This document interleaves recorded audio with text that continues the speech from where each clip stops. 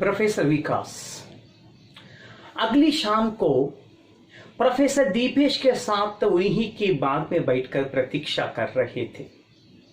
Professor विकास अपने मित्र professor Dipesh के साथ दीपेश के बाग में ही बैठकर उस यान के लिए प्रतीक्षा कर रहे थे।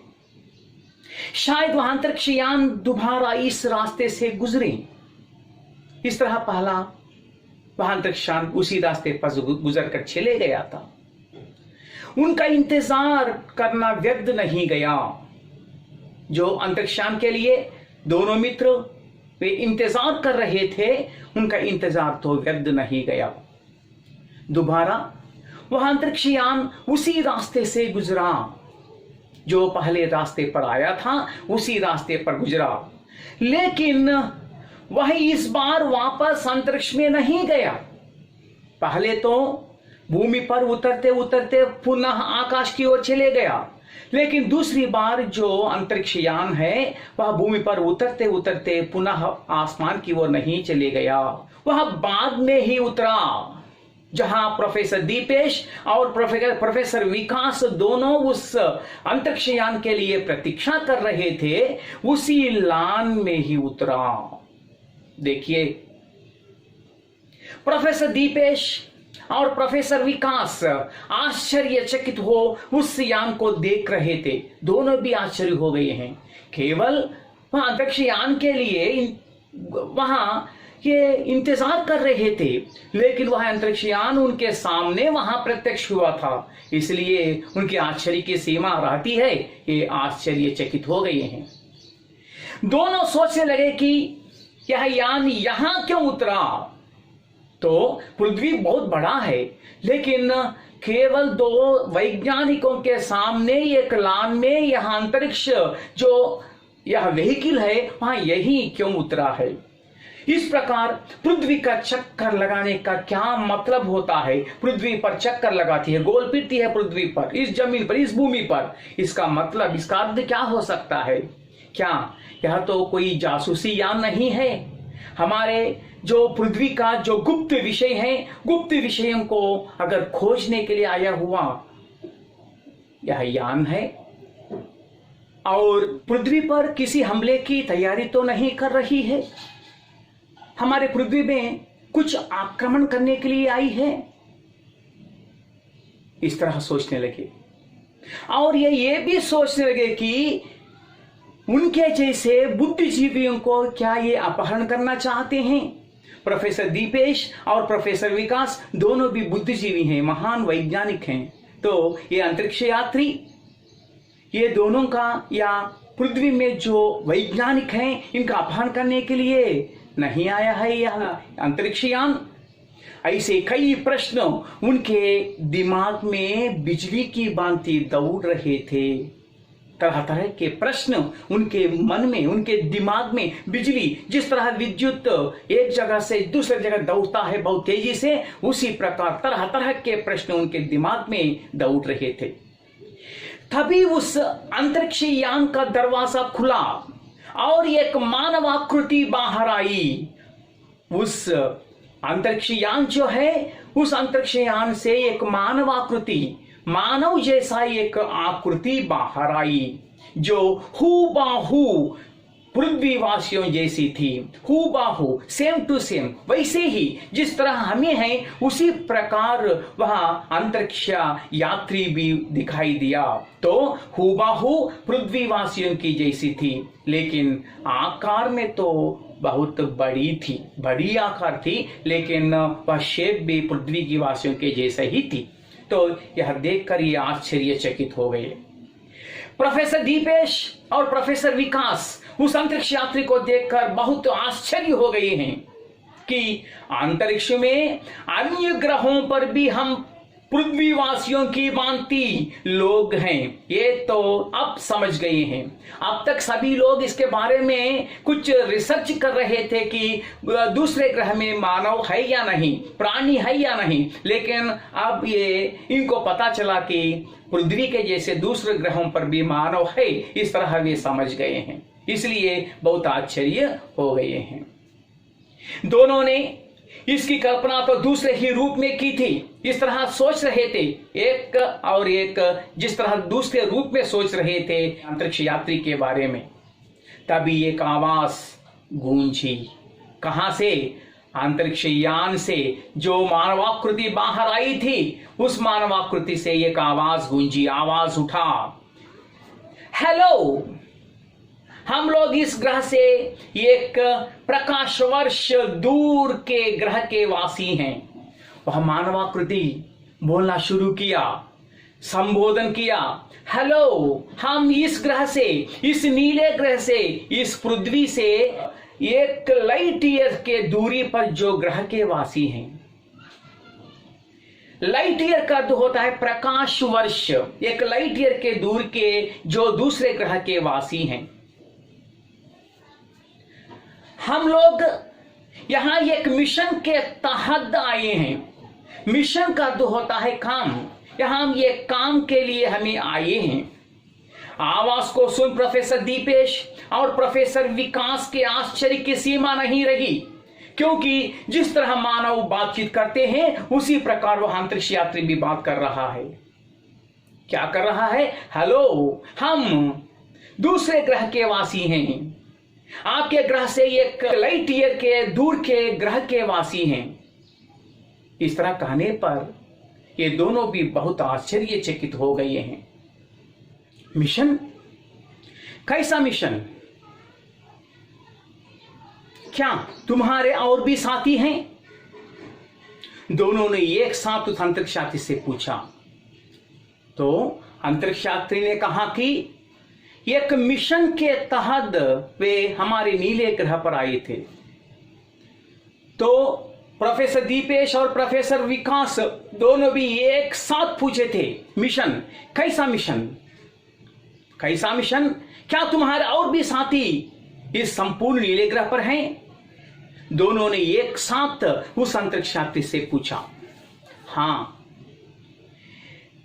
मेरे कई साथी इस संपूर्ण नीले ग्रह पर फैले थे। वह अंतरिक्ष यात्री ने कहा कि उसके कई साथियां, सभी लोग इस संपूर्ण नीले ग्रह पर, हमारा जो पृथ्वी है, संपूर्ण पृथ्वी पर फैले हुए हैं। अब हमारा मिशन पूरा हो चुका है, इसलिए अब हम अपने ग्रह पर जा रहे हैं। तो जो अंतरिक्ष यात्री हेलो कहकर संबोधन करते हुए कहा, और आखिर वह कहा कि हमें एक मिशन के तहत यहां आए हैं और हमारा मिशन पूरा हुआ है और हम अपने ग्रह वापस जा रहे हैं। लेकिन तुम्हारा मिशन क्या है? कहीं तुम पृथ्वी पर तबाही तो नहीं मचाना चाहते हो? पृथ्वी को आतंकित करने आए हो? आपका मिशन किस तरह का मिशन है? कहीं तुम इस पर अधिकार करना तो नहीं चाहते हो? क्या तुम हमारे पृथ्वी का पालन करना चाहते हो? प्रोफेसर विकास ने पूछा। प्रोफेसर विकास ने क्या पूछा? तो अगर ये अंतरिक्षवासी पृथ्वी पर तबाही मचाने आए हैं या पृथ्वी पर पालन करने आए हैं? इस तरह के प्रश्न प्रोफेसर विकास ने अंतरिक्ष यात्री से पूछा। लेकिन अंतरिक्ष यात्री ने कहा, नहीं, हम यहां तबाही मचाने या अधिकार करने नहीं आए हैं। तो पृथ्वी को आतंकित करने या पृथ्वी पर पालन करने के लिए हमें यहां नहीं आए हैं। हम तो आपकी उस विशाल जलराशि की कुछ मात्रा अपने ग्रह पर ले जाने के लिए आए थे। तो वह अंतरिक्षवासी ने कहा कि वह पृथ्वी पर तबाही मचाने के लिए नहीं आए हैं और पृथ्वी पर पालन करने के लिए भी नहीं आए हैं। पृथ्वी पर जो अपार जल भंडार है उसमें कुछ मात्रा में लेकर उनके ग्रह ले जाने के लिए आए हैं। प्रोफेसर दीपेश और प्रोफेसर विकास को यह समझने में देर नहीं लगी कि पृथ्वी का जल स्तर एकाएक क्यों कम हो गया है। अब तो पता चला है प्रोफेसर दीपेश को और प्रोफेसर विकास को। क्या पता चला है? एक अखबार में इस तरह का खबर छपा गया कि हमारे पृथ्वी का जो पानी का स्तर दिन ब दिन कम होता जा रहा है। इसके बारे में ही ये कुछ वैज्ञानिक और भूवैज्ञानिक प्रोफेसर दीपेश के लान पर बैठकर चर्चा कर रहे थे। तो अब अंतरिक्ष यात्री ने कहा कि हम तो पृथ्वी पर तबाही मचाने या पृथ्वी पर पालन करने नहीं आए हैं। पृथ्वी का जो अपार जल भंडार है, उस जल भंडार में कुछ मात्रा में पानी लेने के लिए हमें आए थे। तो ये बात अब पता लगा है किसे, प्रोफेसर विकास और दीपेश को। लेकिन क्यों ले जा रहे हो यहां से यह जल? तुम्हें मालूम है कि हम बिना जल के जीवित नहीं रह सकते? दोनों मिलकर पूछे हैं। तो हमारे इस नीले ग्रह पर जो जलराशि है, उस जलराशि को अगर आपके ग्रह ले जाते हैं तो हमें कैसे जीवित रहते हैं? क्या आपको पता नहीं? इस तरह ले जाना गलत है? इस तरह पूछे हैं दोनों मित्र। हाँ, हमें मालूम है, इसलिए हम इसकी सिर्फ थोड़ी सी मात्रा अपने ग्रह पर ले जा रहे हैं। इसलिए अंतरिक्ष यात्री ने कहा कि बिना पानी के नीले ग्रह के वासी नहीं जीवित रह सकते, ये तो हमें पता है। इसलिए हमें यहाँ के थोड़ी ही मात्रा से ही पानी हमारे ग्रह ले जा रहे हैं। हमारे ग्रह के जल में एक विशेष प्रकार के विषाणुओं के मिल जाने के कारण वह जहरीला हो गया। अंतरिक्ष यात्री इस तरह कहते हैं कि उनके ग्रह में जो जल का भंडार है, उसमें एक प्रत्येक प्रकार के विषाणुओं के मिल जाने से, विष के अणु मिल जाने से कारण जहरीला हो गया, वह पॉइजनस हो गया। उसके उपयोग से हमारे ग्रह पर महामारी फैल गई है। तो वह विषाणुओं के मिलने के जो पानी है, अंतरिक्ष यात्री ने कहा हमें मालूम है, इसलिए हम इसकी सिर्फ थोड़ी सी मात्रा अपने ग्रह ले जा रहे हैं। हमारे ग्रह के जल में एक विशेष प्रकार के विषाणुओं के मिल जाने के कारण वह जहरीला हो गया है। वह कहता है उनके ग्रह में जो जल भंडार था, उस जल भंडार में एक प्रत्येक प्रकार के विषाणु मिल गया है, पॉइजन के अणु मिल गए हैं, इसलिए वहां का पूरा जल भंडार वह जहरीला हो गया है। उसके उपयोग से हमारे ग्रह पर महामारी फैल गई है, जिससे वहां के लोग मरने लगे। तो महामारी का किस तरह होते हैं? कलरा, प्लेगू, इस तरह के जो डिसीजेस होते हैं, ये महामारी के जैसे होते हैं। तो महामारी फैल गए हैं, तो हमने तो उस विषाणुओं को नष्ट कर दिया है। वह अंतरिक्ष यात्री ने कहा वे तो वहां के जल में कुला जो विषाणु है, विषाणु को नष्ट कर दिया है, लेकिन जल में घुले जहर को अभी तक पहचाना नहीं पाए हैं।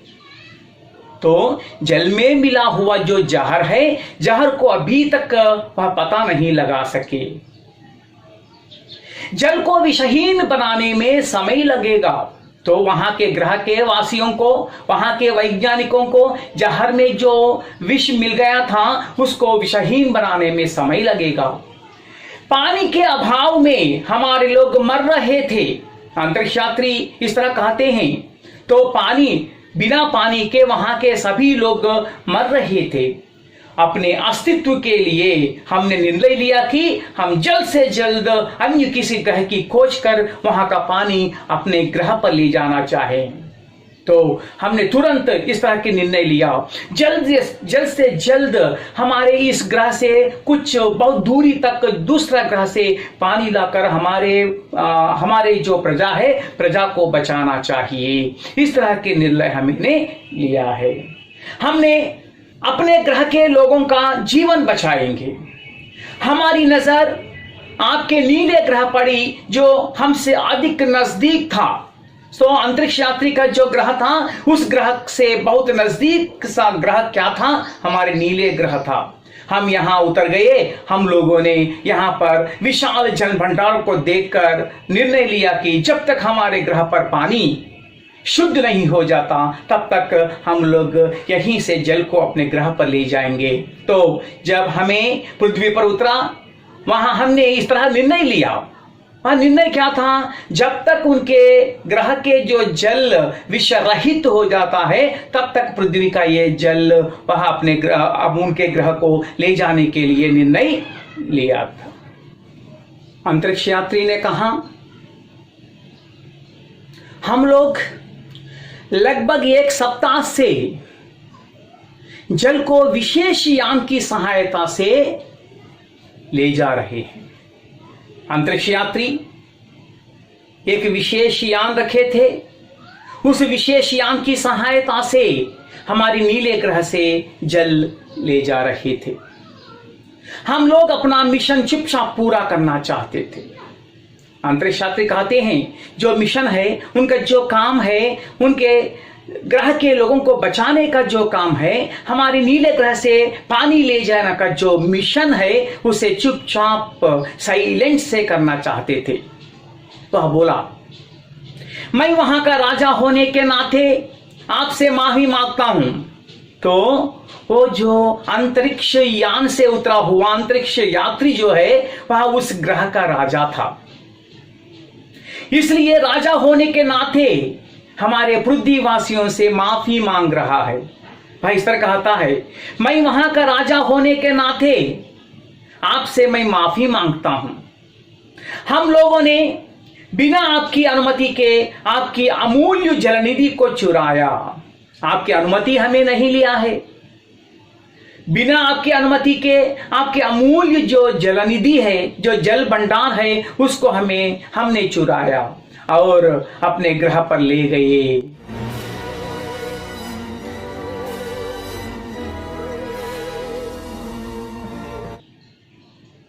अंतरिक्ष यात्री अपनी बातें समाप्त कर अपने यान में बैठकर अंतरिक्ष की ओर उड़ चले।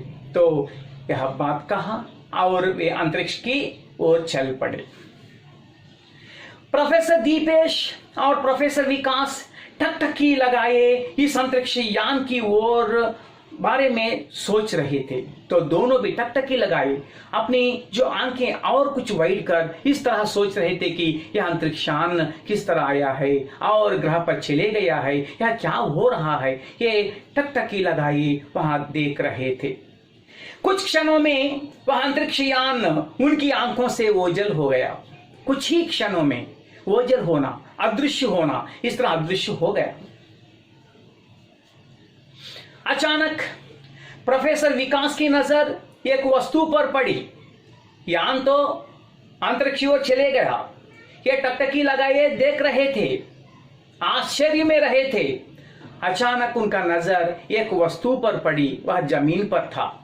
उस पर लिखा था, क्या लिखा था? हमें आशा है कि आप लोगों ने हम अंतरिक्ष जलचरों को माफ कर दिया होगा। आपसे प्रार्थना है कि आप अपने जलाशयों को साफ और सुरक्षित रखें। वे हमें सजेशंस देते हैं, सलाह देते हैं।